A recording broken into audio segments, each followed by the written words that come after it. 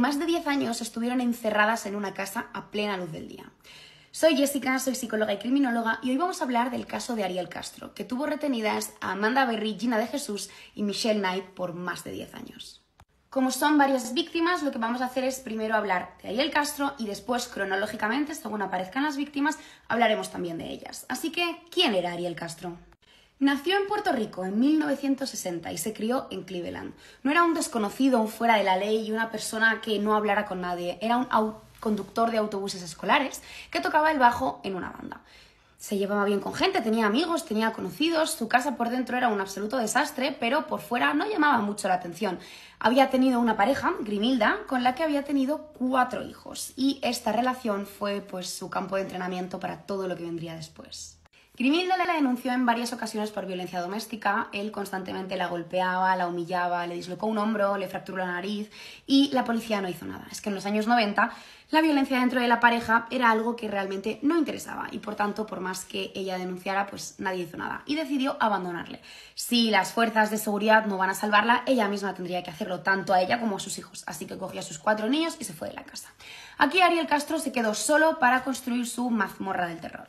Comenzó a hacer pequeñas obras, comenzó a aclimatar el sótano para que personas pudieran estar dentro y, por supuesto, que nadie les escuchara, tapió ventanas, puso puertas doble, empezó a poner candados por toda la casa, hasta que finalmente tuvo una casa lista para poder secuestrar a 3 chicas. Y diréis, ¿nadie se dio cuenta? No. Nadie estaba pendiente de lo que Ariel Castro hacía en su casa, pero sobre todo nadie pensaba que un hombre que madrugaba para irse a conducir un autobús escolar iba a dedicarse a esto. Vamos ya con los hechos. 23 de agosto de 2002, la primera víctima en desaparecer fue Michelle Knight. Ella había perdido la custodia de su hijo y ese día, ese 23 de agosto, tenía que ir al juzgado para luchar por la custodia de su hijo. No podía llegar tarde, no podía faltar y efectivamente iba con mucha prisa porque estaba llegando tarde. Había tenido ciertos inconvenientes que le habían llevado a no llegar a tiempo. ¿Qué pasa? Que en ese momento se acercó un hombre aparentemente normal, aparentemente confiable, que le ofreció a llevarla donde ella necesitara en coche. Y en ese momento Michelle pues vio que se le abría una puerta porque pasó de no voy a llegar a luchar por la custodia de mi hijo y me lo van a quitar a por lo menos tengo una oportunidad para llegar. En ese momento ella dijo que sí, se montó en el coche y vio que tenía pues una foto de unos perritos ahí en el coche. Ella preguntó, él dijo que sí, que tenían que pasar por casa a darle un momento de comer a los perritos, pero que estaba de camino al juzgado y que iban a llegar a tiempo. Le dijo que si no le importaba y que si quería uno. Y Michelle en ese momento pensó, ¿qué hay más bonito que yo y recupere a mi hijo y le pueda regalar un cachorrito, que él siempre había querido un perro y tal? Entonces en ese momento dijo que vale, que sí, perfecto, que quería entrar a ver a los perritos. Aparcaron el coche en la casa de Ariel Castro, entraron y en el momento en el que ella cruzó el umbral de la puerta, él la golpeó, la amordazó, la ató y comenzó el cautiverio de Michelle Knight.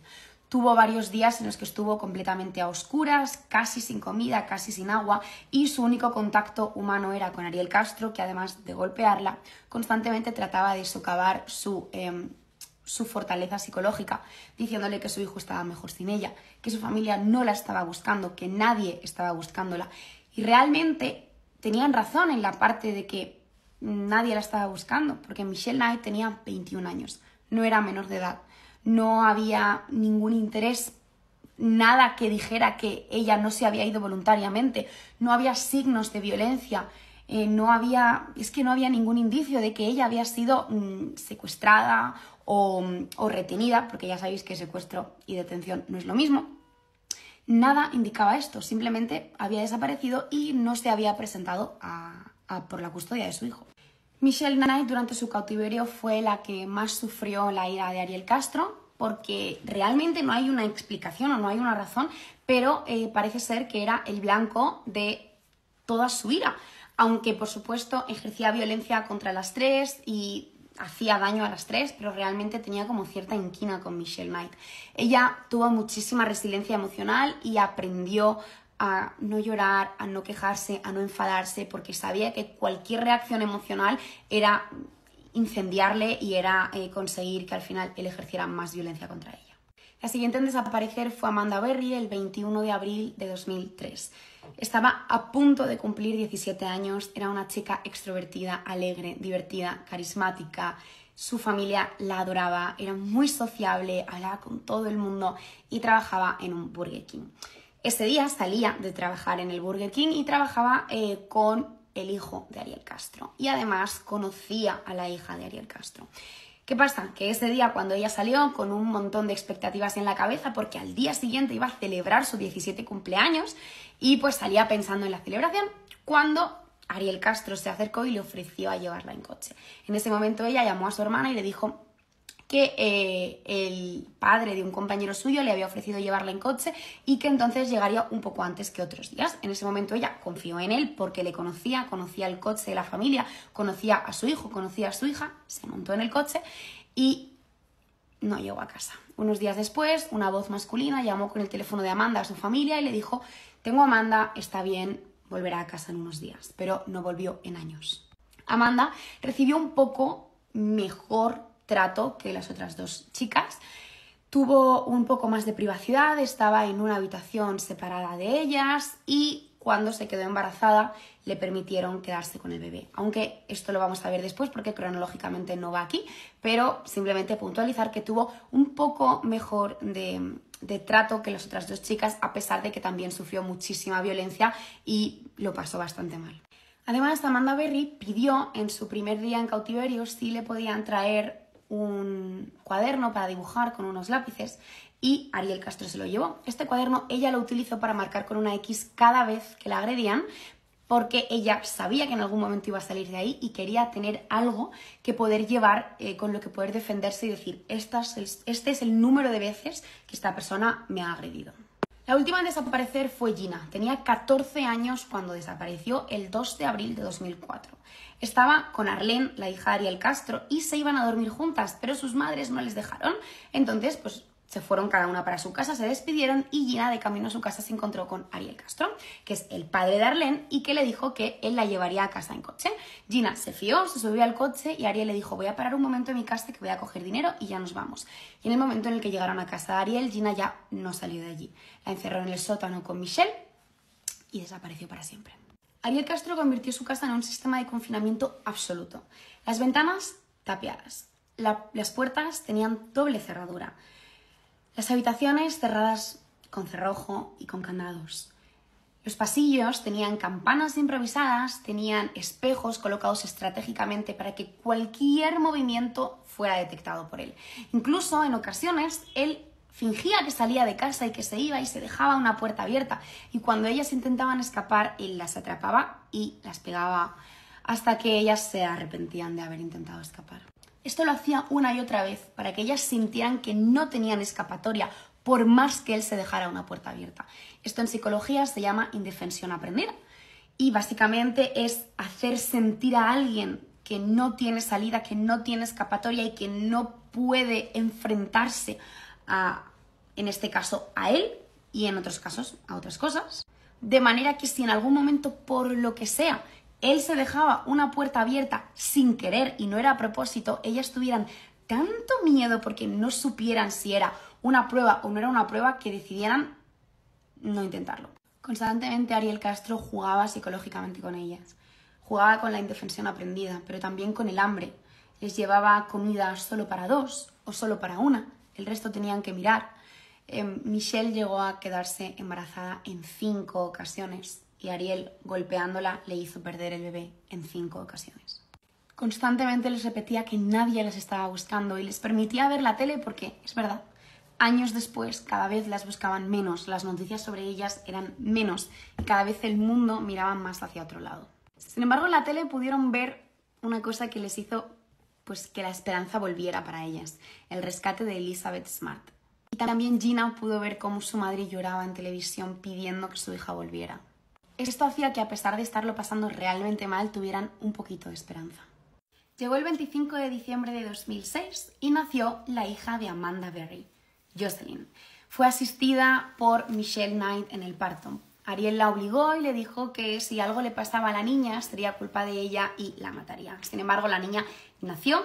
Al principio tuvo un problema para respirar, pero finalmente consiguió estar bien, estar sana, y Amanda se esforzaba cada día en enseñar a su hija a leer, enseñarla a sumar, enseñarla a escribir y que viviera una vida lo más normal posible dentro de que estaban encerradas. Le hacían dar de un lado a otro de la habitación para que pues, pudiera estirar sus piernas y pudiera hacer un poco de ejercicio. Hacían ejercicio, hacían fichas del colegio y realmente intentaba pues eso, que viviera una vida completamente normal a pesar de todo. Amanda y Jocelyn dormían en una habitación separadas de Michelle y de Gina, y era una habitación que estaba lo más adaptada a una niña posible dentro de la situación que tenían. Tenía algunos juguetes, tenía esto para que no se cayera de la cama, una pizarra.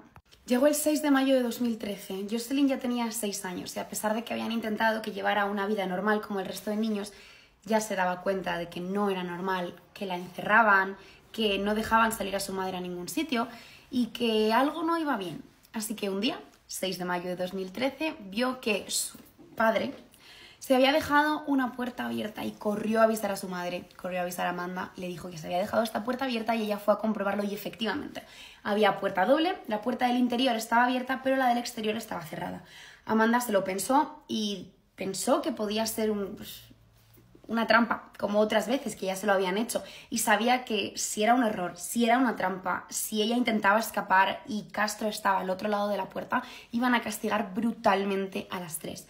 Pero decidió arriesgarse por su hija. Vio que no podía salir porque la puerta estaba cerrada, pero que había una rendija. Sacó la mano por la rendija y empezó a gritar: socorro, socorro, ayudadme, socorro, soy Amanda Berry. Había un hombre ahí cerca, Ángel Cordero, pero no hablaba inglés y se quedó un poco en shock, y en ese momento llegó Ramsey. Charles Ramsey fue quien finalmente respondió a estos gritos, tiró la puerta abajo y consiguió sacar a Amanda Berry y a su hija. Amanda, con Jocelyn de la mano, salió corriendo a casa de un vecino, entró y dijo: por favor, llama a emergencias, soy Amanda Berry. He estado desaparecida 10 años y ahora estoy libre. Esta llamada desencadenó una operación policial de inmediato. La policía en minutos consiguió llegar a la casa y Amanda les dijo que había otras 2 chicas más encerradas. Fueron y efectivamente allí se encontraban Gina de Jesús y Michelle Knight en unas condiciones físicas y psicológicas bastante malas. Por lo tanto, las 4, ellas 3 y la niña, fueron llevadas al hospital. Y diréis, ¿por qué no habían intentado escapar antes? Sí, lo habían intentado, pero todas las veces había sido una trampa. ¿Y por qué esta vez pudieron escapar? Pues porque realmente esta vez, por primera vez, Ariel Castro de verdad se despistó, de verdad no era una trampa, porque Jocelyn ya tenía conciencia de que algo no iba bien y porque alguien del exterior escuchó y decidió ayudar. Ese mismo día Ariel Castro fue detenido y 2 días después, el día 8, fue acusado de 4 cargos de secuestro, 3 por las chicas y 1 por Jocelyn, y de 3 cargos de violación grave, 1 por cada mujer. Sus 2 hermanos fueron detenidos inicialmente pensando que pues, podían haber estado cooperando con él, pero finalmente vieron que no tenían nada que ver y fueron retirados los cargos. Ariel Castro se mostró frío, no tenía ningún tipo de remordimiento, decía que él estaba enfermo pero que no era un monstruo y que las chicas estaban bien. La fiscalía dijo que estaba planteándose acusar a Ariel Castro de asesinatos agravados por los 5 abortos que había obligado a Michelle a tener a golpes, y esto llevaría a Ariel Castro ante la pena de muerte. Ariel Castro sabía que si iba a juicio era muy probable que tuviera una pena capital, y realmente la fiscalía tampoco quería llegar a juicio porque sería hacer a las víctimas revivir todo durante años y había una pequeña posibilidad de que él no recibiera la condena que pues, la fiscalía pensaba que merecía. Por tanto, decidieron negociar. Y la negociación fue que Ariel Castro tenía que admitir la culpabilidad de todos los cargos y a cambio no tendría la pena capital, sino una cadena perpetua sin posibilidad de libertad condicional. El 26 de julio de 2013, Ariel Castro se declaró culpable de más de 900 cargos, entre los que se encontraban secuestros, abuso infantil y muchísimos otros. No hubo disculpas, no hubo arrepentimiento, pero hubo una sentencia de cadena perpetua sin posibilidad de libertad condicional. Pero apenas un mes después de su condena, el 3 de septiembre de 2013, fue encontrado en su celda sin vida. Lo que las mujeres a las que él había tenido retenidas durante 10 años estuvieron soportando, y soportaron muchísimo más que él no pudo aguantarlo ni 30 días. Y ahora vamos a ver qué sucedió con las víctimas después de todo esto. Michelle Knight, que fue la que más abusos físicos y psicológicos sufrió, salió también más sola que Gina y que Amanda, porque no tenía una familia que estuviera sosteniéndole pancartas, no tenía una familia que le cogiera de la mano y le ayudara a salir adelante, pero ella tenía algo muy importante, una fuerza mental increíble. Cambió su nombre y sacó un libro que se llama Finding Me, que fue un bestseller donde explicó todo lo que le había sucedido y pudo descargarse en ese libro. Se casó con un hombre que conoció en un grupo de apoyo y también fundó una ONG para ayuda a los animales a las afueras de Cleveland. Ella dice que hoy ama todo lo que es sus cicatrices, su pasado, todo lo que sufrió, porque eso le ha llevado a donde está ahora. Amanda Berry salió con una niña que no sabía lo que era un parque, lo que era la calle, lo que era un colegio, pero sí sabía lo que era el amor, porque era lo que su madre le había estado dando durante sus 6 años de vida. Al principio fue muy cautelosa, no dio entrevistas, trató de no exponer a su hija lo más mínimo, de protegerla lo más que pudo, pero llegó un momento en el que se dio cuenta de que no quería esconderse y decidió sacar junto con Gina un libro que se llama Esperanza, Memorias de una superviviente de Cleveland. Y en 2017 empezó a trabajar en Fox 6 Cleveland, me parece. Sí, como conductora de un programa semanal en el que habla de personas desaparecidas. Dijo que sabía lo que era no saber dónde está alguien que quieres y que quiere ayudar a otras personas a que no lo sufran. En una entrevista, Amanda dice que ella nunca le ha hablado a su hija de los horrores de su padre, pero sí que le dijo que era una persona con una enfermedad mental que le había llevado a hacer daño. Gina, que era tan pequeñita cuando desapareció, salió del cautiverio con 24 años y su familia la recibió con los brazos abiertos, volvió a vivir con su familia y al principio tenía miedo de salir sola a la calle, pero finalmente lo fue superando y decidió encargarse de una organización que trata de encontrar solución a personas, niños y adultos desaparecidos. También ha trabajado con la policía para mejorar los protocolos de búsqueda y para tratar de mejorar la situación de las personas que desaparecen. También da charlas en colegios, en eventos comunitarios y habla de prevención siempre desde el acompañamiento a la víctima. Y también en una entrevista dijo que antes culpaba a todo el mundo, a su familia, a los vecinos, a todas las personas que no habían hecho nada por ella, a la policía, pero ahora sabe que el único culpable es Ariel Castro y que no quiere vivir con odio. Las tres han querido contar su historia desde sus propios términos. Si tenéis la oportunidad de leer los libros que han escrito, os los recomiendo muchísimo. Y bueno, han dicho que aunque ellas entre ellas no son mejores amigas, son hermanas de experiencia y que se han dado cuenta que tienen que darse espacio las unas a las otras para sanar cada una a su ritmo.